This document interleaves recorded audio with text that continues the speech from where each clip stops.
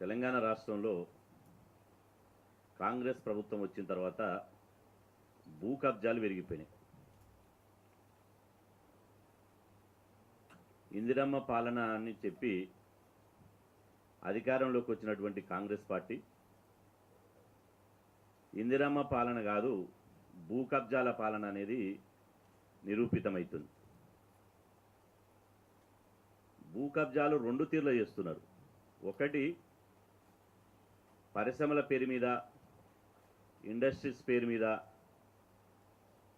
అదేవిధంగా future city పేరు మీద, ఇంటర్నేషనల్ మార్కెట్ల పేరు మీద ఈ రకమైనటువంటి కొత్త కొత్త ఎత్తుగడలతో, కొత్త కొత్త పదాలతో తెలంగాణ రాష్ట్రంలో ఉన్నటువంటి దళిత బహుజనుల భూములను అక్రమంగా గుంజుకుంటున్నారు. ఒక పద్ధతి ప్రభుత్వమే కబ్జాకోరుగా మారి ప్రభుత్వమే ఓవైపు పేదల భూములు లాక్కుంటుంటే, ఇలా ఆవు చేన్ల మేస్తే దూడ ఒడ్డున మేస్తుందా? ఆవు చేన్ల మేస్తే దూడ ఒడ్డున మేయదు. కాబట్టి ప్రభుత్వంలో ఉన్నటువంటి పెద్దలే పరోక్షంగా భూ కబ్జాలు చేస్తుంటే ఇక ప్రత్యక్షంగా మాకెదురు ఎవడు? మేము భూ కబ్జాలు చేస్తే ఎవడేం చేస్తాడు? ముఖ్యమంత్రి మా కులమే, హోం మంత్రి మా కులమే, డీజీపీ మా కులమే, సైబరాబాద్ కమిషనర్ మా కులమే, మల్కాజిగిరి కమిషనర్ మా కులమే, డీసీపీలు మా కులమే, రంగారెడ్డి జిల్లా కలెక్టర్ మా కులమే, అడిషనల్ కలెక్టర్ చంద్రారెడ్డి మా కులమే, ఆర్డీఓ శ్రీనివాసరెడ్డి మా కులమే, ఎంఆర్ఓ మా కులమే. అంటే కింది స్థాయి నుంచి ఎంఆర్ఓ నుంచి ముఖ్యమంత్రి వరకు, డీసీపీల నుంచి డీజీపీల వరకు, అదేవిధంగా ఎమ్మెల్యే నుంచి ముఖ్యమంత్రి వరకు, ఎమ్మెల్యే కూడా మా కులమే, ఎమ్మెల్యే మా కులమే, ఎంపీ మా కులమే, హోం మంత్రి మా కులమే, రెవెన్యూ మంత్రి పొంగులేటి శ్రీనివాసరెడ్డి మా కులమే, ముఖ్యమంత్రి మా కులమే. ఇక మాకు అడ్డోడు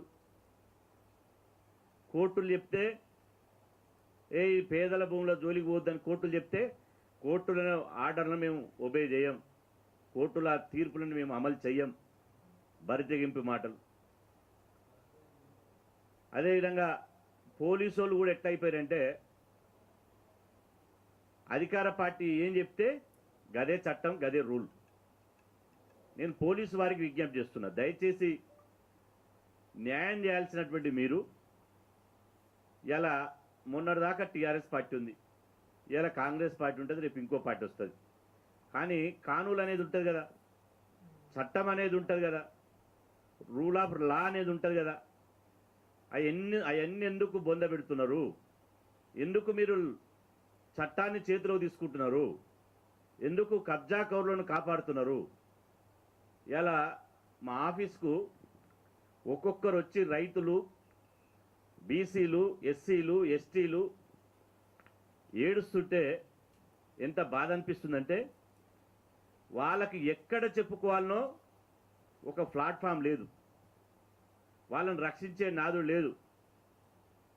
ఈ కబ్జాకోరులు ఒక మూట, రాష్ట్రంలో ఒక బడా మూట, ఆ బడా మూట అంతా రాష్ట్రంలో చోటా మూటలను కలుపుకొని భూ కబ్జాలకు తెగబడుతున్నారు. ఇవాళ ఫ్యూచర్ సిటీ పేరు మీద 50,000 ఎకరాలు బీసీ, ఎస్సీ, ఎస్టీల భూములు కొట్టేసారు. ఫార్మాసిటీ పేరు మీద 30,000 ఎకరాలు కొట్టేసారు. ఫ్యూచర్ సిటీ మీద 50,000 ఎకరాలు కొట్టేస్తే ఫార్మాసిటీ పేరుతోటి 30,000 ఎకరాలు కొట్టేసారు. మళ్ళీ రోజుకొక, ఈ మధ్యనే వస్తుంది, టీఆర్ఎస్ వాళ్ళు ముఖ్యమంత్రి తమ్ముడు కబ్జా చేసిండు, ఇది ఆయన కంపెనీకి 5 ఎకరాలు కేటాయించిండు, ఇంకొక ఆయన 10 ఎకరాలు కేటాయించిండు. అంటే మేము కేటాయించొద్దా అని ఓడు. అంటే భూములు వాళ్ళకు వాళ్ళు అగ్రకులాలు ఎట్లా పంచుకుంటురు అంటే ఇవాళ చూస్తే కానీ అర్థం కాదు. ఈరోజు ప్రధానంగా అందులో భాగంగానే భూ కబ్జాలో జరుగుతున్న పరంపరలో భాగంగానే ఈ హైత్నగర్ మండలం తారమాజ్పేటలో జరుగుతున్నటువంటి ఓ భూ కబ్జా.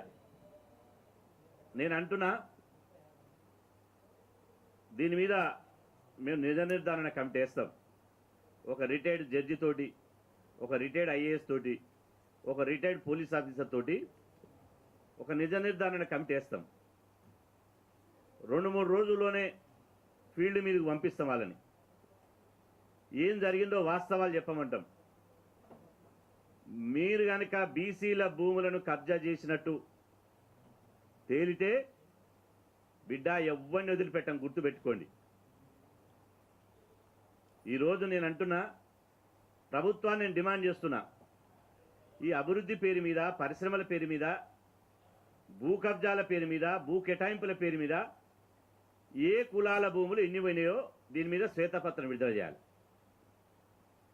ఎవరు భూములు పోతున్నాయి? అసలు హైదరాబాదు రంగారెడ్డిలో ఉన్న భూములు మొత్తం బీసీ ఎస్సీ ఎస్టీలే. పాపం దళితుల కంటే భూములే లేవు, ఎక్కడో అరెకరం ఉంటాయి.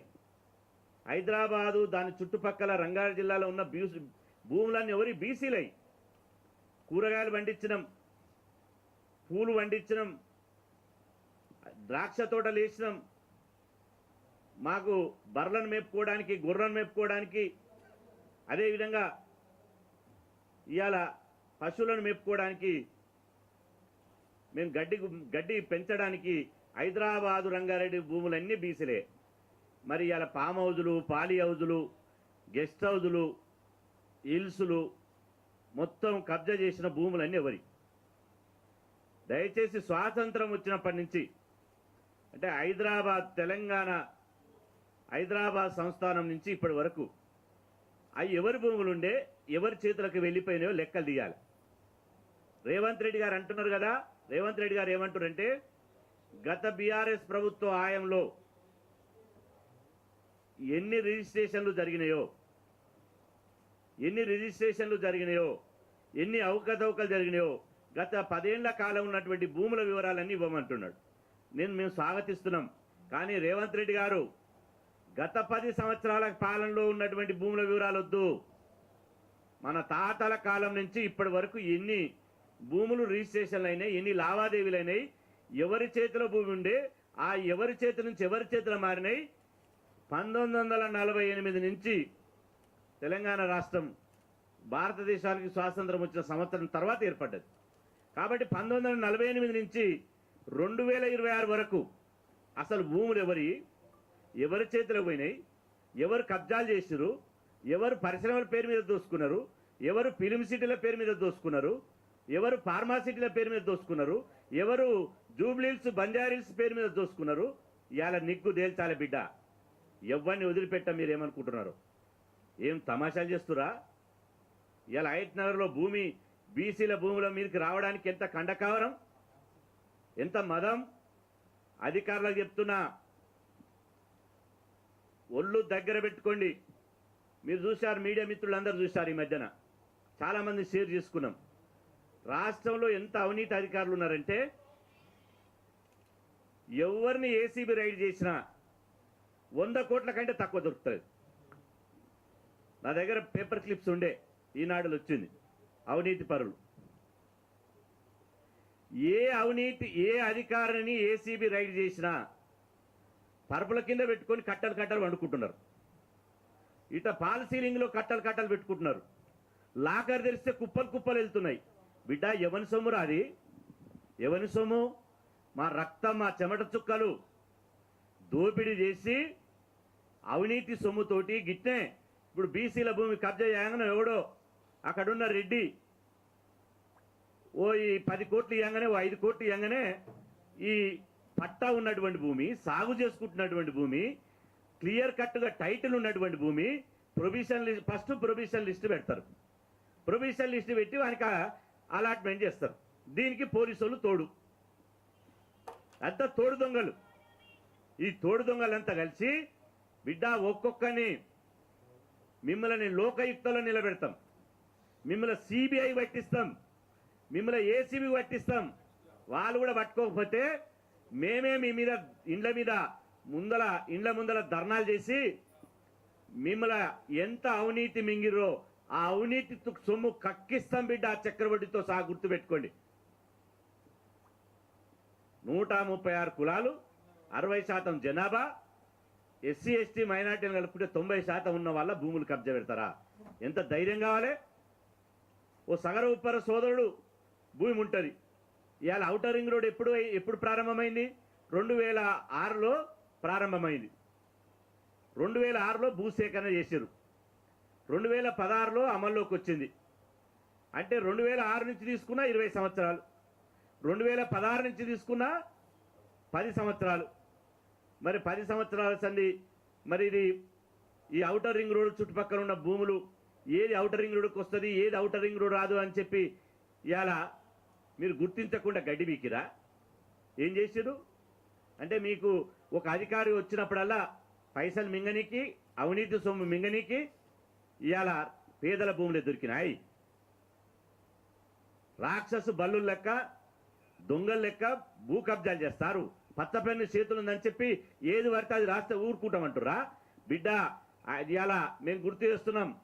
మీరు కనుక ఆ భూములను, బీసీల భూములను ఎవరి భూమి వాళ్లకు టైటిల్ ప్రకారం, చట్టం ప్రకారం, న్యాయం ప్రకారం ఎవరికైతే రైతు బంధు వచ్చిందో, ఎవరికైతే టైటిల్ ఉన్నదో, ఎవరైతే కబ్జా మీద ఉన్నారో వాళ్ళ భూమి వాళ్ళకి తిరిగి ఇచ్చేయాలి. ఆ ప్రహరీ గోడ కూల్చినటువంటి కబ్జాకోరులను తక్షణం అరెస్ట్ చేసి వాళ్ళని జైల్లో పెట్టాలి. దీనికి సంబంధించినటువంటి అక్కడ లోకల్ ఎమ్మెల్యే మాలరెడ్డి రంగారెడ్డి గారు, లోకల్ ఎంపీ చామల కిరణ్ కుమార్ రెడ్డి గారు స్పందించాలి. ఎందుకు స్పందించరు? మీకు సంబంధం లేకపోతే స్పందించాలి కదా. రెడ్ల భూములు గుంజుకుంటే స్పందించరా? ఇదే కిరణ్ కుమార్ రెడ్డి గారు, ఇదే మల్రెడ్డి రంగారెడ్డి గారు రెడ్ల భూములు గుంజుకుంటే స్పందించరా? బీసీల భూములు గుంజుకుంటే స్పందించరా? మేము త్వరలోనే నిర్ధారణ కమిటీ ఇస్తాం. దీని మీద డీజీపీని కలుస్తాం, అదేవిధంగా చీఫ్ సెక్రటరీని కలుస్తాం. సానుకూల నిర్ణయం వస్తే సరే, సానుకూల నిర్ణయం రాకపోతే మాత్రం ఖచ్చితంగా సచివాలయాన్ని ముట్టడించి తీరుతాం. ఎవడొస్తారో చూసుకుంటాం. ఇవాళ ఎవడు ఎంతెంత సంపాదించిండో చిట్ట ఉంది మా దగ్గర. రంగారెడ్డి జిల్లాలో ఉన్న అధికారులు, రంగారెడ్డి జిల్లాల మొత్తం రెడ్డి అధికారులే, ఇంకో అధికారం లేడు. ఎవరైనా అధికారం ఉంటే బదిలీ చేయడం. ఇటీవల ఆదాబ్ హైదరాబాద్ పేపర్ ఒక కథనం రాసింది. ఔటర్ చుట్టూ రెడ్డి అధికారులే అని రాసింది. వాస్తవం, 100% వాస్తవం. నువ్వు ఔటర్ రింగ్ రోడ్డు చుట్టూ హెచ్ఎండిఏ పరిధిలో, ఔటర్ రింగ్ రోడ్డులో ఉన్నటువంటి హెచ్ఎండిఏ పరిధిలో ఒక్క బీసీ ఎస్సీ ఎస్టీ అధికారులు చూపించు. గిరిజవారి కానించి, విఆర్ఓ కానించి, ఎంఆర్ఓ కానించి, ఆర్డీఓ కానించి, deputy collector, joint collector, additional collector, అదేవిధంగా జిల్లా మంత్రి, రెవెన్యూ మంత్రి, పోలీస్ కమిషనర్, ఇది ఒకే కులం. ఇదేం ప్రజాపాలన? ఇవాళ బీసీల భూముల కబ్జా పెట్టాలని చూస్తే కొడుకులారా గుర్తుపెట్టుకోండి. తోడకలు ఇస్తాం, గుర్తుపెట్టుకోండి. మీ కబ్జాలు సాగవు. మీరు కబ్జాలు చేద్దామని చూస్తే ఈటల రాజేంద్రన్ ఏం చేసిండు? గుండాలు, రౌడీలు కబ్జాలు చేయాలని చూసిండు. ఈటల రాజేంద్రన్న దండు కట్టుకొని పోయి ఒక్కొక్కరిని తోడు పట్ట పెడితే ఉరుకుడు చూపారు. పోలీసు వారికి మేము విజ్ఞప్తి చేస్తున్న, పోలీసులు అంటే మాకు గౌరవం ఉంది. నిష్పక్షపాతంగా ఉండండి.